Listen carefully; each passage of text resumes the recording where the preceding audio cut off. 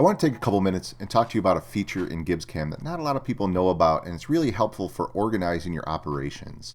I'm going to use this part here to show it. It's called the Operations Manager. The Operations Manager is available, this is a mill turn part, but it's also available in all modules of GibbsCAM, so you have it available to you.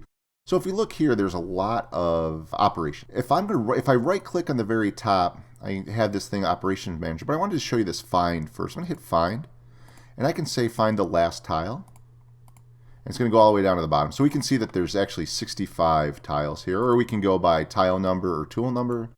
I'm going to say let's go back up to tile number 1. So that's a good, fast way to go up and down your tree here. So I'm going to show you this Operation Manager. You can get to it from right-clicking on the arrow, or you can actually right-click anywhere in this tree and come down here to Operation Manager. So this is what the Operation Manager looks like. It's a spreadsheet of all the data about each one of these operations. There's a lot of data here. So it just, when it pulls up, you're not able to edit any of it. The reason that is any edit that's made inside of this Operation Manager, it happens downstream from the actual process. So what that means is if I double click and open up this process, say for operation number 3, this is the data. When I hit process this, it's going to be 7,000 RPM. It's going to do all of its GibbsCAM magic and come over here and create a toolpath. If I change it over here, it's not going to change this original process. That could be an issue. So we highly recommend leaving this. Any changes that need to be made should be made in the process, not using the Operations Manager. That being said, if you really want to roll the dice and live dangerously, you can come up here and allow editing for process or data fields. Again, we don't recommend it, but if you need to do mass changes and you don't feel like opening up each one of these, you can do that in your Operations Manager. So let's talk about this data that's in here. You can see that there's all kinds of stuff: max RPMs, speeds, work group, flow group. There's an operation comment tab. How do we sift through this stuff to get what we need?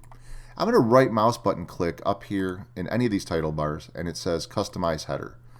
So here you can see here's all of the options that we have available. So I can actually just come through here and sift through it and say, okay, these are the ones I want, these are the ones I don't.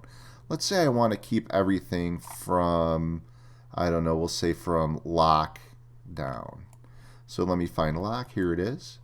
So I'm just going to hit remove. I'm just going to keep hitting remove. And actually, as I do this, you can see that when I highlight something, it actually shows me a little description of what it means. X stock left perpendicular to the axis of rotation, obviously maximum RPMs, things like that. So I'm just going to go ahead and just keep clicking remove until I get to the end of this. There we go. And I'm going to click OK, and you can see that now these are what I have available to me. So this is great. What do I do with it? Actually, if you right mouse button click up in the title bar, you can actually print this out and hand this to your operator or manufacturing engineer and show them, what your Z step's going to be, what your depth is going to be, what your feed's going to be, things like that. This is a really good way to take a really good look at the overall picture of what your program is going to look like. If you have any questions about the Operation Manager or managing your operations tree, just go ahead and give your local reseller a call, or feel free to call Gibbs Technical Support. Thank you so much for watching.